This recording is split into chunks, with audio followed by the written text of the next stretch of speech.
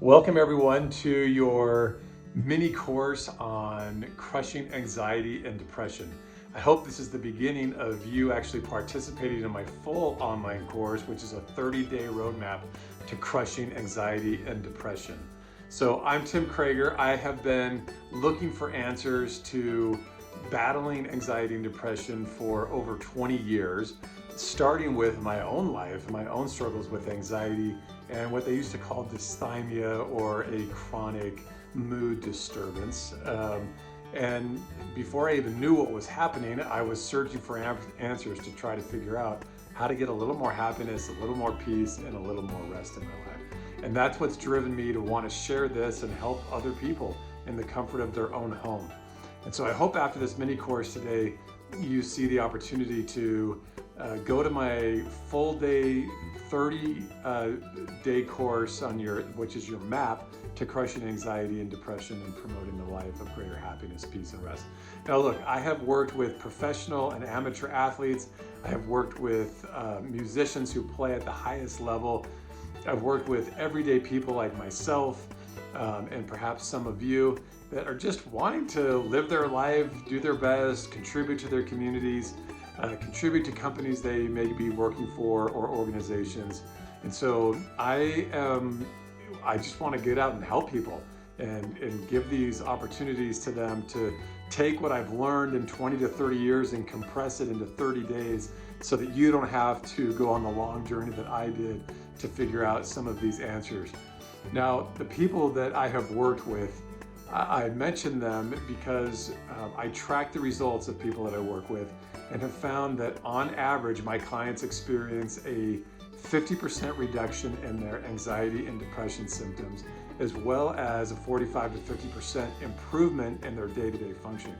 And that's huge. Most people who come to my office they want like 5% of the change that they think will help them. And so the fact that they're getting such massive amounts of change, it just makes me excited to offer this course to you. Now, I'm going to try to make today a mini course because I know your time is valuable. So I don't want it to go more than 10 to 15 minutes. So I'm going to push through this. Now, look, if you don't want to listen to the mini course, but you want to jump right in to start the full course, then by all means, just hit the Let's Get Started button below and you can do just that. So let me ask you a question. What is the most amount of miles you've ever traveled in your entire life, the total? Land, sea, or air? Think about that for just a second. And don't go into too much detail, just like do a gut check on yourself and try to figure that out. How many miles have you traveled? The next question is, what's the fastest you've traveled by land, sea, or air? Now, I was working with a group of first responders doing a training just like I'm doing with you right now, and asked this same question. One of the police officers raised his hand. He said he's gone 170 miles an hour on a motorcycle. So I was like, that is absolutely crazy. So the reality is I can tell you how many miles you've traveled in your lifetime, and look over my shoulder. It's actually 1.62 million miles per day that we travel as the Earth goes around the sun. Isn't that crazy? And that's not counting the Earth spinning on its axis. It spins on its axis too. Now about speed, so let me back up.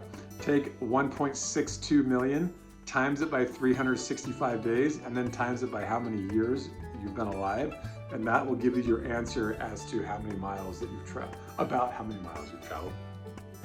The Earth also, it spins on its axis at about 1,060-ish, 40 to 60 miles per hour, and hurls around the sun at 66,000 miles per hour. So you want to know how fast you've traveled, how many miles you've traveled? That's it. Now, why do I bring this up? Why don't you recognize the fact that, and I don't recognize the fact that we're traveling that fast and that many miles? Part of it's the atmosphere. Part of it is our relativity to the sun. The other part of this is that we've habituated to the fact that we're moving this fast. This is all that we've ever known since we were conceived in the womb.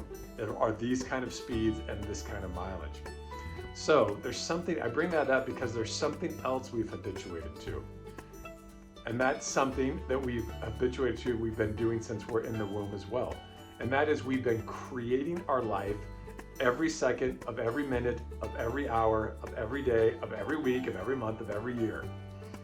We don't stop creating. Since you were in the womb, you started off as a sperm and an egg cell, you multiplied into 2, then 4, then 6, or then 8, then 16, then 32, then 64, etc. And all you've done is created. That's all I've done.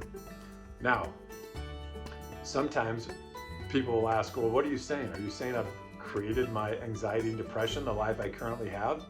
Now, most of the time, I don't say this too early in meeting with people, but eventually after some of the shame and the guilt and the sorrow that they've been through subsides, then I'll go and we'll talk about you control that. Now, I hate saying it, but this is one of the things I had to come to grips with for myself. It's like, wait, you're saying that I'm creating my anxiety and my depression.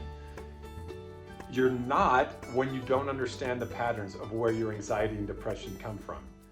Once you understand where they come from, which is what I'm about to show you, then you recognize, oh my gosh, okay, I do have a say on whether or not I stay anxious or stay depressed. So up to this point, I would say, no, you probably haven't chosen it. It just started happening because the body does what the body does, the brain does what the brain does. But once you become aware of what the brain does and what the body does, now you can do something about it. Now you're empowered.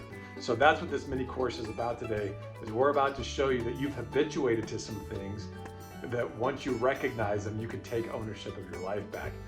Now, the answers to what I'm about to show you, I'm gonna show you the origins of anxiety and depression, but then I'm gonna show you how to conquer that in my full online course. Again, if you're like, hey, I just want to jump into that, hit the Let's Get Started button below and do just that, get started. Now look, we have, as humans, because we're creating, here's what we do. We start off here and we want to get to where we want to get, which is here, and conquering achieving some goal. That's our life journey. And when we do that, it can be super exciting. When you start off creating, it's a ton of fun. You get a lot of optimism, and you get a lot of, oh my gosh, wouldn't it be so great if we did fill in the blank? And so that's the exciting part of creating. The other piece that we sometimes don't acknowledge is that no matter what we're creating, we will always hit what I call the wall. So check that out. Remember, we start here and we want to get to here. But to get there, we always hit a wall. That's the reality of creating. So, why is that important to know? Well, our bodies have been blessed with this thing we call the fight, flight, or freeze response. Now, this is super critical to your anxiety and depression. Now, we used to have to fight off animals and for food, clothing, and shelter. And because of this, we had to figure out, our nervous system is wired to figure out, should I stay and fight for my life or should I run for my life? That's why when you see lions chasing after zebras or gazelles on the savannah, that's what they're deciding. Hey, do we run for our lives or fight? Now, most of the footage we see, they run. But then you see like the water buffaloes, those guys don't run. They fight for their lives. They get right back in and they say, no, I'm gonna duke it out with you. And sometimes they chase the lions off. So this is critical because what I've discovered in my journey to understand what is at the center or the origins of anxiety and depression is I've discovered that when we are trying to create something and we hit this wall that I'm talking about here that keeps us from getting to where we want to be, when that happens, our nervous system perceives it as a threat. So let's look at some examples. Again, we start here and we want to get to here. So you wake up in the morning and you've got to go to the bathroom. You're here, but you want to have your bladder relieved. And then, so what do? To do that, you got to get up out of bed and go to the bathroom. Now, sometimes on the way to the bathroom, maybe somebody left some stuff on the floor and you stubbed your foot. That's hitting a wall. That triggers your fight or flight system. Even if it only lasts for just a couple of seconds, because you've gone to the bathroom and tripped over things so many times before in your life that you know you can resolve the issue, that's great. So you resolve it and you move on, but your fight or flight was still triggered. Now, The same thing happens when you say, I'm hungry, I'm here, and I want to get to here, I want to be full. So you go down to the refrigerator and you look for some food. If there's food there, great. If there's not, it triggers the fight or flight response. Oh, I'm afraid I'm not going to be able to eat breakfast this morning. Now, depending on your mindset, your beliefs about who you are and about what you can accomplish, it'll impact you differently. And this is what's critical about hitting the wall and depression and anxiety, is that it will create beliefs that we have, and those beliefs of whether things are possible or not will influence the thoughts you have, which will influence the feelings that you have, and those feelings give us an urge to behave a certain way, and then we go out and we behave. So beliefs are critical, and this wall that we run into every time we create, sometimes it goes perfectly. I don't like it when things go perfectly, because what happens is people think, hey, this is the way life's supposed to be. I'm supposed to call customer service and everything goes perfectly. But no, most of the time, what we think should be a 2-minute phone call turns into a 3-hour phone call. So that's hitting the wall. Now, the nervous system sees it as a threat, and it triggers the fight or flight response. Now, remember, fight or flight response, this is interesting. When you get depressed, you feel sad, guilty, shame, and guess what you like to do? You like to isolate yourself or to run away from the challenge that's before you. Whatever that wall, the challenge the wall created. Now, anxiety. Here's what's interesting about anxiety. Anxiety is when we're not sure if we should stay or go. So every time we hit a wall, it causes us to have to think, do I want to keep going and try again? Or do I want to run from the problem? Now, sometimes we just decide, this is a challenge I don't need to do, and it doesn't make us feel bad at all. Other times we don't want to face the challenge, and we're recognizing intuitively or instinctively that, hey, wait, I'm not fighting through this, and I'm not developing as a result the skills that I need to work through challenges in my life. So, a traffic light. Red means stop, green means go, yellow means, well, it means it depends. If I'm close to the intersection, maybe I'll go. If I'm too far away, maybe I'll stop. If I have someone dying in the back seat of my car, maybe even if I'm far away, I'm gonna punch it. Do I see a police officer? All those things start to factor in and make us question. There's a ton of variables that come to play when we hit a yellow light. And when we hit a wall in our life, that's the same thing it creates. It creates all these what if scenarios. Well, what if I do that and I get hit by a car? Or, wow, I asked somebody out on a date and they said no. Do I ask them again? What if they say no again? Or, man, I applied for a job and I didn't get the job. Oh, that must mean, we talked about beliefs, that must mean I'm a terrible person. I'm unqualified, I'm not good enough. Well, maybe you're not qualified, but when you judge yourself harshly about how terrible you are, this starts to drive your anxiety and depression. So, this is the origins of anxiety and depression that you're creating every second of every day. And when you do this, you're guaranteed to hit a wall in your life. Every day you're going to hit a wall. Now, here's what's interesting to know. We're creating mentally, emotionally, socially, spiritually, and physically. Now, those 5 lanes of traffic, you may be doing great physically, you may be doing great spiritually, but you hit a wall socially. I wish that it would just stay in the social lane and you'd only feel a little bummed out socially. But instead, we make judgments about the whole of who we are and that we're never going to get what we want in our life. So, my course is all about this. It's helping you to understand this one thing, that now when anxiety and depression come, I look at it as a road sign that my fight or flight system has been triggered. And the reason it's been triggered is because I've hit the wall in creating the life that I want. That's now. Anxiety and depression aren't some sickness, it's your road sign that you've hit a wall and getting what you want. Think about it. What are some things that trigger your anxiety symptoms? You're worried about the idea that you may not be able to get what you want. something bad could happen in your attempt to go get what you want.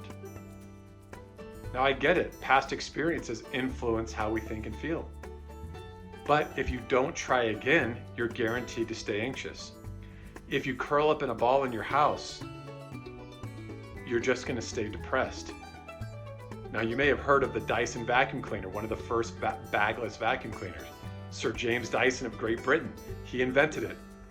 And iterations are how many times you design something until a mechanical engineer gets what he wants.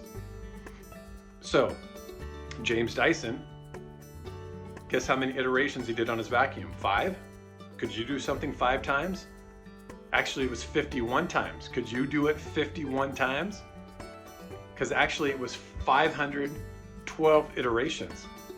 Would you try to push through the wall 512 times? Because the reality is, it took him 5,126 times to create his vacuum cleaner over a 10-year period. Now he's one of the wealthiest men in Great Britain. Now, this course isn't about creating, oh, here we go, it's all about financial. This is not what it's about. It's about friendships. It's about romantic relationships. It's about the job you want. It's about the kids, the relationship you want with your kids that isn't happening. It's about you just became a new mother and you're struggling to know what to do with this child. You've hit a wall in knowing what to do. That's not a bad thing. That's just a reality. You gain skills over time, just like an athlete, like the athletes I work with, or the musicians I work with. You have to practice and get better at it. And that's what this course on crushing anxiety and depression is all about. Now look, I'm gonna charge you $299 for the course. You may think, oh, that's a lot of money. Well, on average, if you came to me in person, you'd spend anywhere from 10 to 15 sessions. And that would cost you somewhere between $1,500 and $2,500 at $150, $140 to $150 a session. Now, I'm giving this to you as a gift for $299, and you get to keep it forever. And you get to go over the material as much as you want. And it's the same material that has helped professional, amateur athletes, musicians, average everyday people like you and me to reduce their symptoms by 50%. So I hope that you invest in yourself. Don't wake up 5 years from now still struggling with this. Don't wake up 10 years from now, 15 years from now. Think about yourself in the future, an older version of you. Would you want to invest in that person? I hope you would. I believe that if you will, and we'll go on a journey together. We have a Facebook community. That Facebook community, guess what it's going to do? That's where we're all going to go in, and each day, some Facebook communities, I'm not bagging on them, but with anxiety and depression, people just kind of post that they're having a cruddy day, and people say, oh, I'm so sorry. We want people to have empathy for each other, but in this Facebook community, it's about using the principles in the course, using empathy to say, hey, I'm really sorry you're having a rough day. What have you tried? What's working and what's not working? And then people are going to help you to remember pieces of the course and what you can do to work through some of those symptoms and get back on the horse. So I am so excited. I love all of you. I've been there before. I know what it feels like. And I can tell you now, I still struggle with some of my anxiety systems. They'll flare up every so often, and I've got to really apply the principles. But for the most, I no longer meet the criteria for clinical anxiety or clinical depression or dysthymia. I don't anymore. It's no longer a part of my life. And now it's just the normal, everyone gets anxious sometimes. Everyone gets a little bit sad or bummed out sometimes, but it does not overrun my life anymore. I'm so excited for you to hit the Let's Get Started button and let's do this together. I really do love you because I feel like I know the struggles that you might be going through because I've been there before. So hit the Let's Get Started button and I'll see you in just a few minutes as you start your first day of your 30-day roadmap to crushing anxiety and depression.